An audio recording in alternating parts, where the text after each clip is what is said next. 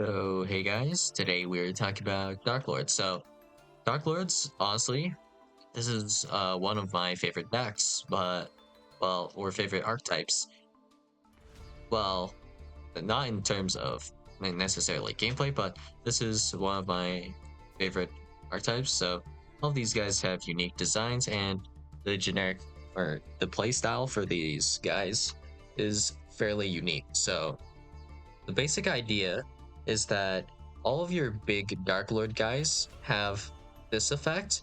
During either player's turn, you can pay 1,000 life points, then target a Dark Lord spell trap card in your graveyard, apply that target's effect, then shuffle that target into the deck. So essentially what we have here is a bunch of different kind of like boss monsters. So all of your main deck guys kind of have like boss monster stats, just in general. Uh, well, all of your big guys, right? So we have 3K, 3K, 2.5K, 2.9K, 2.9K, 2.4K, and then 2.8K defense on this guy. And for the most part, they have the effect to copy the effect of a Dark Lord spell trap. And it copies the effect, and then it will shuffle that card into the deck. So it kind of recycles, and it feels like I guess you're dealing with a boss monster in terms of like the effects that you're utilizing. So we have like destroy a card, we have search a card, and technically, if we were to have like Tisket, Tisket Lipoka here, we could activate the effect to search, and then next turn we could activate the effect to negate here. And just checking, this is actually a non-targeted negate, which is a very boss monster like, I suppose. And then we have also Dark Lord Enchantment to take control of one face-up monster your opponent controls until the end phase. So this is also not targeting, so non-target effect to take. And then it should be one more. Here it is. Destroy one card on the field, so non-targeting destruction as well. So that feels very boss monster like to have. So we'll just say DPE effect, and then this one we'll say Hot Red Abyss effect, but it can only target monsters. Dark Lord Enchantment would be like, I guess we'll go with Altergeist Link 4, which I don't remember the name of right now. So it's similar to all these effects, but your Dark Lords can utilize them. But okay, of course, you've probably never seen Dark Lord. So what gives? So we'll go over it real fast. So Dark Lords, of course, they're bricky as hell to an extent.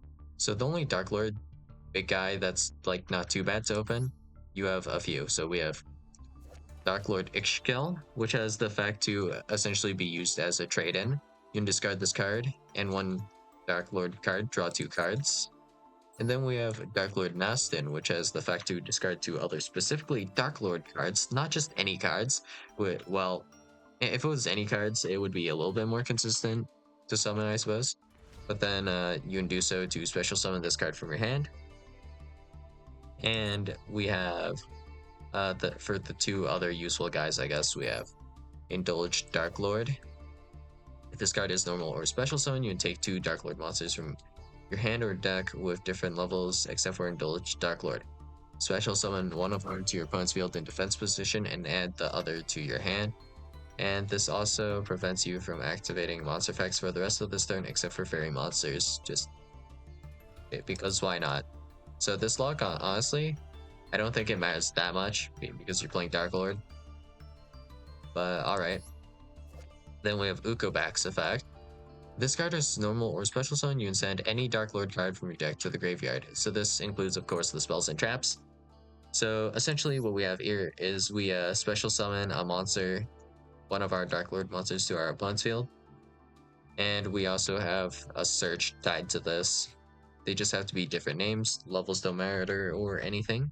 So what we could do, for example, is we could add Ukobak or Ixchel to our hand. and we can give our opponent Superbia. And the reason we might give our opponent Superbia is that Superbia has the effect where if it's specifically special summoned from the graveyard, we can target a fairy type monster in your graveyard except for Dark Lord. Superbia special summon that target. Okay, so now the main thing I hate about Superbia. So you might notice that it's not hard once per turn. That is not a problem. When this card is special summoned from the graveyard, yep, it says when. It misses timing, all right. So it has anti-synergy a bit with the with the deck itself, which sucks. But all right, the deck still like somewhat functions. That's one thing we can say for certain. So you have the Link 2 here as well, which is nice, I guess. This effect's actually kind of cool. So you need 2 fairy monsters to make Condemned Dark Lord. In tribute, summon fairy monsters that require 2 tributes by banishing 2 monsters from your graveyard. Instead of tributing, it is still treated as a tribute summon. You can discard 1 card, take 1 Dark Lord monster from your deck, and either add it to your hand or send it to the graveyard. So this will require you to discard a card for cost, which kind of sucks. But you can put a Dark Lord monster and either Foolish Burial it essentially or add it to your hand. That's the gist of this effect. And also, once per turn during your invades, gain 500 life points for each fairy monster on the field, which is going to kind of help you deal with the fact that you're bleeding life points essentially all the time when you're activating your spells and traps, because you're not really getting life points back anywhere unless you have the Condemned Dark Lord. So that's essentially going to help you out a little bit here. So next, I guess we have Banishment of the Dark Lords, which is one of the best cards in the deck. So it's add any Dark Lord card from your deck to your hand, except for Banishment of the Dark Lord. So this allows us to also add any spells or traps to our hand, or any Dark Lord monsters if we already have either or. Kind of depends, right? So this card, pretty cracked. But all right, well, we'll go over the basic combo now. So let's assume we have 3 cards, because I don't think there is a really solid 2-card combo in this deck. I mean, like, they kind of exist, but they're not like that insanely good. So we're going to need to open Ixchel, and then we're going to open Indulge Dark Lord, and then either Banishment of the Dark Lord or Dark Lord Contact. So it's going to be something like this, and they're kind of interchangeable with each other. We can just search the missing piece with Banishment of the Dark Lords if we get that instead. So we're going to activate Ixchel here, and we're going to essentially just discard the Indulge Dark Lord, and we will draw 2. So the cards we draw off of this don't really matter, but it is nice if we potentially draw off of this a Banishment of the Dark Lords or Dark Lord Contact. So afterwards, well, it is better to have Banishment of the Dark Lords because we can copy its effect in the graveyard later, but in terms of the combo, it won't matter. So then we'll activate Dark Lord Contact, which allows us to special summon any Dark Lord monster from your graveyard in defense position. So we can do Indulge Dark Lord effect, and then Indulge Dark Lord here will be able to activate and get us a guy. So it's kind of situational here, I guess. But actually, wait, wrong order. No, we don't revive Indulge Dark Lord, actually. The first thing we revive is going to be the Dark Lord Ixchel. So we're going to then use Dark Lord Ixchel's effect to copy a Dark Lord spell trap in your graveyard. And we're going to copy Dark Lord Contact to revive the Indulge Dark Lord. That's what we're actually doing. And then what we want to add off of the Indulge Dark Lord, I believe, should be, in this case, Dark Lord Morningstar. And we'll go over Morningstar's effect in a bit. But after we do that, we can then go ahead and make Condemned Dark Lord. And kind of depends what you want to do here or what you have, but we will link off Indulge Dark Lord and Dark Lord Ixchel to make Condemned Dark Lord, and then Condemned Dark Lord, we don't really need its effect here. but technically we could use this as an opportunity to grab either Morningstar or Superbia. So we could have grabbed Superbia with Indulge Dark Lord instead, and then we can grab Dark Lord Morningstar off of the effect of Condemned Dark Lord and sending the Superbia. So that's one way to go about it, or we could grab like Anuku back and send it to the graveyard. And then we're going to normal summon Dark Lord Morningstar. So Dark Lord Morningstar says that it cannot be special summoned. This period cannot be special summoned. But if this card is specifically tribute summoned, you can special summon Dark Lord monsters from your hand and or deck up to the number of effect monsters your opponent controls. So in this case, it will be 1 because Indulge Dark Lord allows you to give your opponent a Dark Lord monster. So whatever that is, that doesn't super matter. Your opponent will have 1 effect monster, and that allows you to special summon any Dark Lord monster from your hand or deck. So in this case, it doesn't really matter what you summon, as long as it's not Ixchel. Not that you can summon Ixchel again. I believe you can only summon each Dark Lord monster, or special summon them to the field once per turn. So that's kind of how that works. So we'll just summon a guy we're running that we have another of, that we can use the effect to copy something in the graveyard with. So we'll do that. And Dark Lord Morningstar also has another effect. So we have, while you control another Dark Lord monster, your opponent cannot target this card with card effects, which is kind of cool. And then here, the bread and butter, I might call, of this deck, I would call this the bread and butter here, I guess. You can send cards from the top of your deck to the graveyard equal to the number of Dark Lord monsters on field, and if you do, gain 500 life points for each Dark Lord card sent to the graveyard with this effect.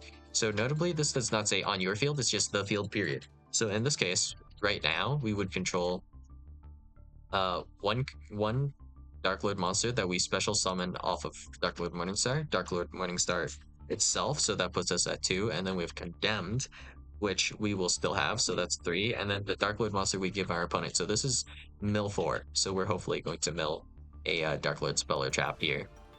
And if we do, we gain some LP as well if we mill any Dark Lord cards. So essentially, we're just going to do some milling, and we'll be set up for next turn here. And sadly, this does not immediately allow us to also go into the first Dark Lord, which we will be going over shortly. And yeah, that's essentially the basic idea of the combo. We want to put, ideally, Indulge Dark Lord into the graveyard and special summon it at some point, just special it back. And the reasoning behind this is so we can summon Dark Lord Morningstar with our normal summon, which is really rough, just honestly speaking. And of course, we have this effect that we kind of have to mention. You can tribute summon fairy monsters that require 2 tributes by banishing 2 monsters from your graveyard. Instead of tributing, it is still treated as a tribute summon. So with Condemned Dark Lord, when we linked off the Indulge Dark Lord and Dark Lord Ixchel, of course these guys go to the graveyard, so we're just simply banishing them to normal summon Dark Lord Morningstar. So that's how that works. And then for our boss monster, we have the first Dark Lord. Your opponent cannot target fairy monsters you control with card effects. You can only use one of the following effects of the first Dark Lord per turn, and only once that turn, so that's unfortunate, but it is what it is. If this card is fusion summoned using specifically Dark Lord Morningstar as material, you can destroy all cards your opponent controls. And then during your main phase quick effect, you can pay 1,000 life points, special summon 1 fairy monster from your hand or graveyard in defense position. So the most degenerate usage of this effect, we can special summon Artifact Scythe with this effect here, and then our opponent is locked, and we can continuously more or less just keep scythe locking our opponent with the first Dark Lord, and we can win the game that way. First Dark Lord's also a pretty chunky boy with 4k attack, 4k defense, so that's also another thing, I suppose. And if we fusion summon using Dark Lord Morningstar as material, it is a full board wipe. So how we will probably manage that is we're going to use the effect of Dark Lord Uprising. So the effect here essentially is just fusion summon a Dark Fusion monster from your extra deck using monsters from your hand or field as fusion material. Then you can gain LP equal to the original attack of the monster sent to the graveyard to activate this card.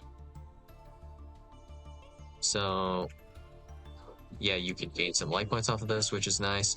But the main thing is that we're going to be using this to summon on our opponent's turn the first Dark Lord to kind of board wipe them whenever. And of course, we could still activate, I guess, theoretically, the other interruptions as well before doing this or after doing this.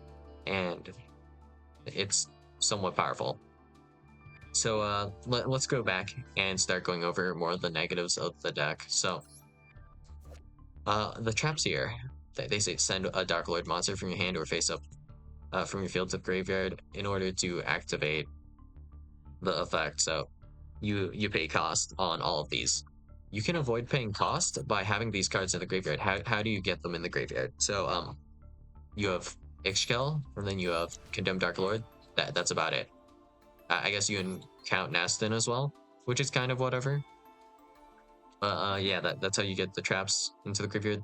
The other way, I guess, is by just activating the card and paying the cost straight up. And that's technically a way you can go about it. But yeah, this adds up. So if we have like Enchantment, Sanctified Dark Lord, and Dark Lord Rebellion, if we activate all three of these as regular interruptions, we would be sending 3 of our Dark Lords from the field to the graveyard. But I mean, it does help that we can still quick effect use our Dark Lord cards to copy these effects or bring back bodies with like the Dark Lord contact a little bit. But yeah, that kind of sucks. And also with the first Dark Lord, it requires generic monsters to make, so it's just 3 Dark Fairy monsters. It's not Dark Lord monsters. So technically, if you play any Dark Fairies, this will help you, and you can make the first Dark Lord with like some other cards. But here's an issue: that there are no good Dark Fairy monsters, pretty much, just period. I can say that with a decent amount of confidence. So in terms of the best Dark Fairy monsters, we have essentially just Perlily. Not like all of the Perlily cards, just this one. This is the only Dark Fairy among them, really. So yeah, we could technically kind of use Perlily as just a body to fusion summon with, just to help us meet the requirement of having 3 Dark Fairies. And then we have the Despia cards, which feel like a little bit worse to play now, because you kind of have to just hard open them. And we have 2 of Granite Opening and just 2 of Aluber, which also sucks. Unfortunately, that is going to be a bit miserable. And aside from that, yeah, there are no good Dark Fairies, really. All of these guys are pretty bad. I mean, I guess technically there's Dream Mirror, but Dream Mirror Dark Lord, I don't even want to... Yeah, I don't want to think about that. So, the best form of Dark Lord is just like branded Despia Dark Lord, probably. And then there's like regular Dark Lord, which is just like whatever. And yeah, you're just going to get pretty bricked up hands most of the time. So we're just going to run full on engine.